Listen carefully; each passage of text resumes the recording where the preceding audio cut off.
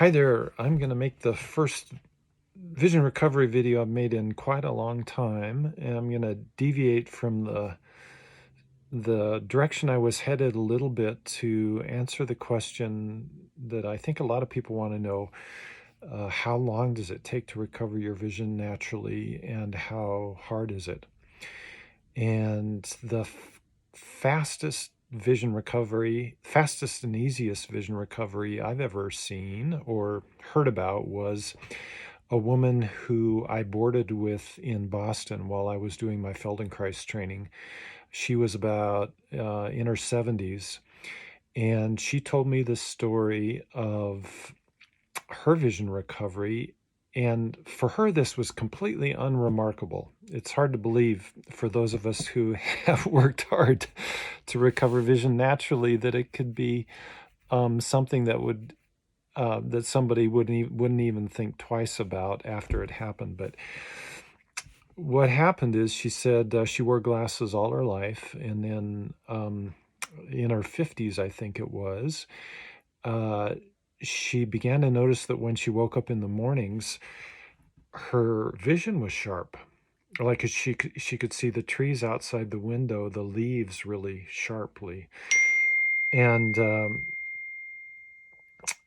so then the next thing that she noticed, and then her vision would, get worse again, and she would go about her day. And then the next thing that she noticed is that when she was gardening, her vision would get sharp. And gardening is something that she loved. And so then she just kind of got it in her brain, maybe this will start happening more often, and it did. And then one day she got the idea, it was time to go get her driver's license renewed, and she got the idea, maybe I'll just go see if I can pass the driver's test without my glasses. And she went and she passed the driver's test without her glasses. And she said that was the last time she ever wore her glasses. She took them off, and she didn't need them anymore. And, that was 20, maybe 25 years before she and I had this conversation. So she'd been without her glasses for about 25 years. And so that story is like underscores, well, recovering your vision can be like totally fast and totally effortless. That's one way it can happen. And it can take longer. I'll talk about that in a minute. But this woman's story underscores some really important points in the vision recovery videos that I've made, which is that many of us wear glasses. The only reason we wear glasses is because they were prescribed to us as children, and we were told we should wear them every day, and we believed the adults. Turns out the adults didn't know what they were talking about in in many cases, because what we know now scientifically is that, well, what I know from my own experience, and anybody who's studied this scientifically will know this too, is that every biological function in our body ebbs and flows, functions better, functions less well. Nothing in us is a static system, and certainly our vision isn't a static system. Sometimes we see better, and sometimes we see not so well, not so sharply. And when we're children, when I was a child, we got our vision test at school, and they measured our eyes, and then they sent home, if they thought our eyes were bad enough, they sent home a note saying your child's vision is such and such, and they probably need glasses. And the thing is that vision can fluctuate very dramatically depending on what's going on with you emotionally and physically. Like, you're a whole system. You're not just a pair of eyes. And if you're If you're devastated emotionally, um, that affects biological systems. It may affect your vision. It may affect how your heart pumps. It could affect how your genetics either trigger to manifest one trait or another, one possibility or another.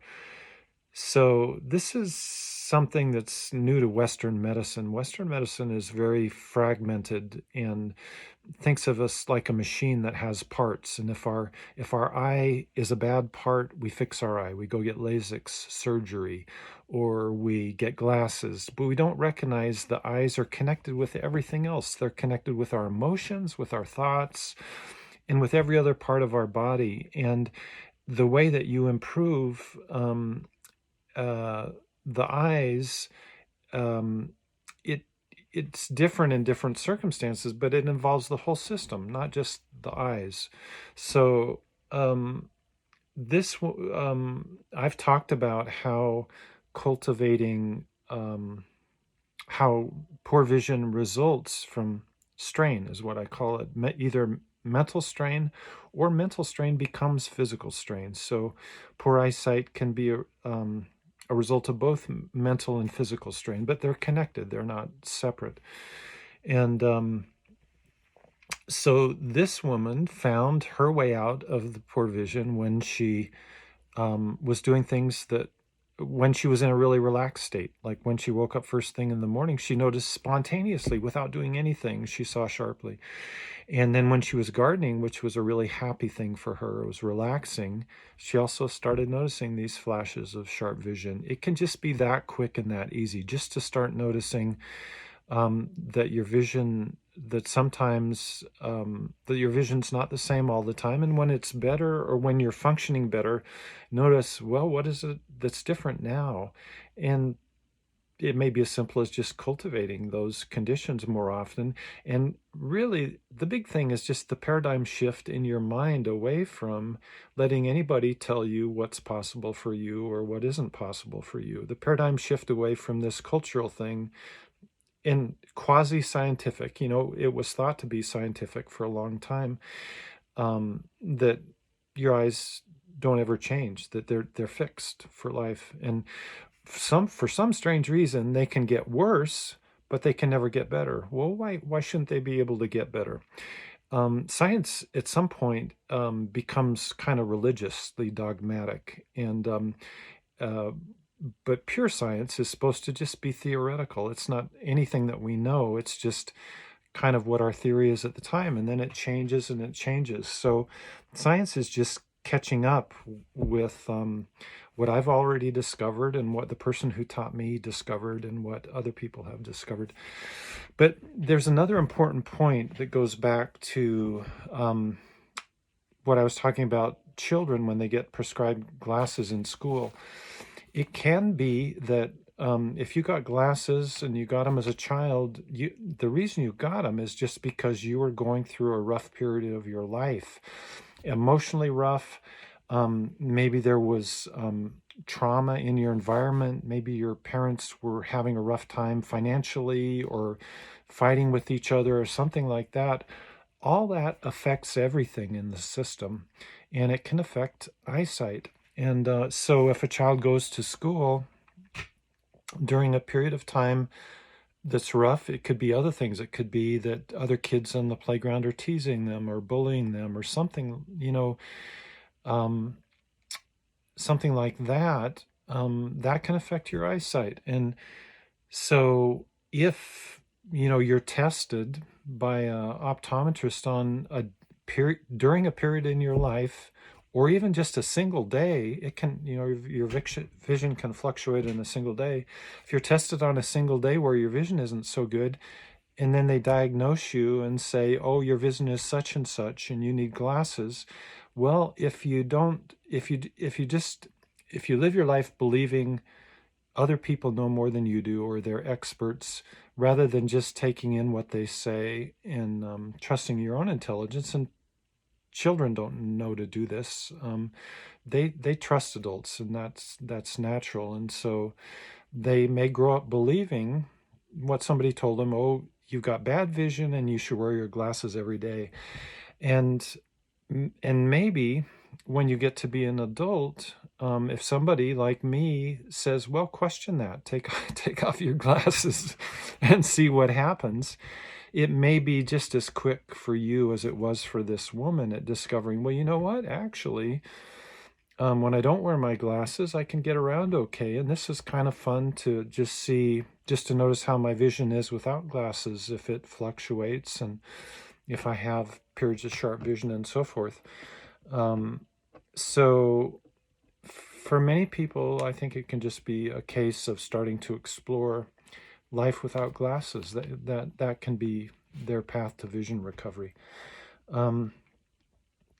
There's a famous study that was done called the ACEs study, which was a groundbreaking study in the field of trauma, done by Kaiser Permanente hospitals, and it found that people who've been through severely traumatic events as children, if you look at them later in life, there's a direct correlation between the number of severely traumatic kinds of events they had in their early life and their predisposition to having chronic disease when they get older. Could be heart disease, could be cancer, could be pulmonary lung disease. But it's a famous study now in the field of trauma, and it's a famous study in dismantling this old scientific idea that we're just a machine and that that there's a defective part and you fix it, and that the body's just like a machine. It's not connected with the mind. Well, now science is acknowledging that what you think affects your body, it affects your physical health, and what you feel affects your body and your physical health. So your mind and your emotions and your biology, your physical functioning are all intimately connected.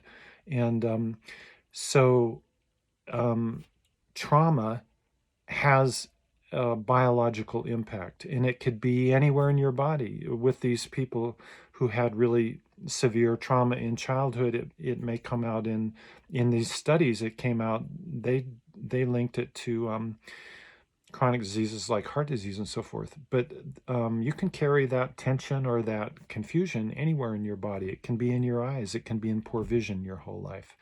So that may be the genesis of poor vision. For me, I got glasses when I was in 7th grade, which was a very traumatic time. It was a time of going from grade school, where there was relative protection and shelter for a young, innocent kid who didn't know anything about fighting, to junior high school, where a lot of kids wanted to fight, and all of a sudden, like, feeling very unsafe, very threatened. Nobody had ever taught me how to fight, and here I'm getting called out to fights and bullied, and that's when I got my glasses. Go figure. So, and then, in my 20s, when I was just out of college, I met this natural vision improvement teacher, and he showed me, just like that my vision was changeable, that I could see, that I was capable of seeing perfectly. And then he worked with me over a period of years, and he told me once that I was the most difficult client he'd ever worked with. And he wasn't saying that I was difficult to work with as a person, because I was a people pleaser, and that was part of my trauma. I felt very unsafe in the world, and I felt like my mind had to be busy all the time, kind of assessing whether people liked me or not, and getting them to like me, because if they didn't like me, that could be unsafe. They could hurt me, or they could do damage to me. And this was not at the level of consciousness for me that at that time. This was a result of really early trauma, where I was unsafe and I was hurt by people. And it was trauma that I didn't even remember until my 30s, but it was living in my body. The trauma doesn't just disappear after the event if there's not a healing and a witnessing of the event. So that was all still in my body. And the natural vision improvement teacher, Paul Anderson, was basically telling me that I had more mental tension, more rigid mental tension, fixation, than anybody he'd ever worked with. That's why he said I was the most difficult to work with. And actually, uh, so this brings us to the part of the back to the question of how long does it take to recover your vision naturally. Well, the worst case I've ever known was myself. It took me 35 years or 30 years, or it was progressive. Like it didn't happen all at once, but really my vision during this whole journey that I've made has fluctuated back and forth between perfectly sharp 20/20 and 2200 to 2400, which is the top line on the eye chart. I go back and forth, and I still go back and forth. But what's happened over that 30 or 35 years is I have progressively longer and longer periods where my vision's sharp, and progressively more and more control over when it's sharp. More and more the ability to notice, oh, I can't see something, and then just to be able to relax the strain and be able to see it perfectly. And in my own case, it took such a long time because I did have really profound early trauma, and the memories came back to me in my 30s, and they were, it was very destabilizing. It was very traumatic just to have the memories come back, leave alone the events that happened when I was a child. And for me, I held all this in my face and in the musculature in my eyes and in the way that I used my mind. There was tremendous strain in my mind, focused on hypervigilance and safety. And so it took me years of doing therapeutic work and doing what I was discovering about natural vision improvement to begin to have longer and longer periods of sharp vision. And I got up to the point where I would be seeing pretty sharply in the 20/20 to 20/40 range for up to a week at a time, most of the time during that week, which was enough to prove to me that all this supposed science around your vision being fixed was inaccurate, because I knew from my own experience that's not true. and um, and it reinforced this idea: don't ever let anybody tell you what's possible for you. Um, our culture and our conditioning has a way of dumbing us down and telling us, oh, you can't do that, nobody's ever done that. Well, you'll be the first then, maybe. So for me, it's taken a long time. And what I found was that when I would heal a certain amount of trauma and get to a level of wellness, very often the vision would come along with that, and I would be seeing more frequently and longer. And then I'd just be going, oh, yeah, this is great. It's only going to be a matter of weeks here before I'm seeing perfectly all the time. That's my normal state.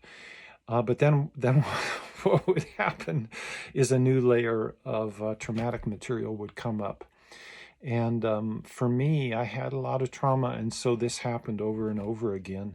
And when the new layer of traumatic material would come up, that would kind of confuse everything. A lot of difficult feelings would come up, and I'd take a step backward in terms of my vision improvement. I may go through a period where I wasn't seeing well very much of the time at all. But even during those periods, I'd have periods of perfectly sharp vision. So gradually I just kind of figured out, okay, I've got to just kind of ride this storm and keep moving ahead. And progressively over time, the progression is greater and greater wellness inside, greater and greater happiness, greater and greater sharp vision, more and more. And so uh, if you want to know how long it takes to recover sharp vision and how hard it is, well, it could be quick and easy. It could take a long time, and it could be kind of hard.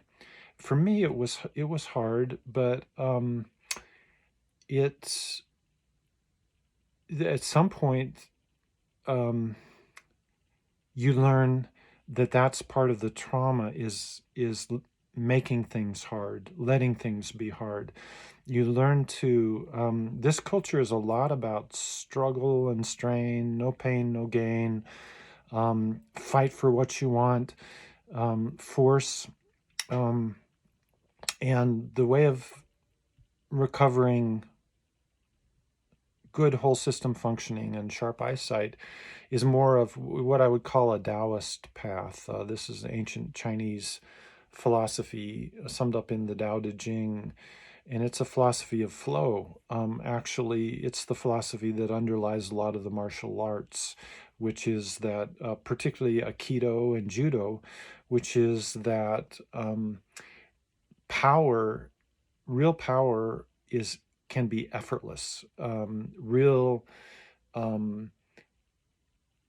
I learned this. I made my living as a river guide for 20 years, and I learned this river guiding that running a class 5 rapid, which is the most challenging rapid that's run commercially, a lot of guides,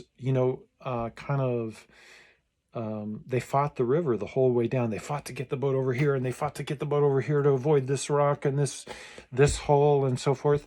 And by the end of the rapid, they'd injured themselves physically because they were struggling so hard, because all the movements came from fear.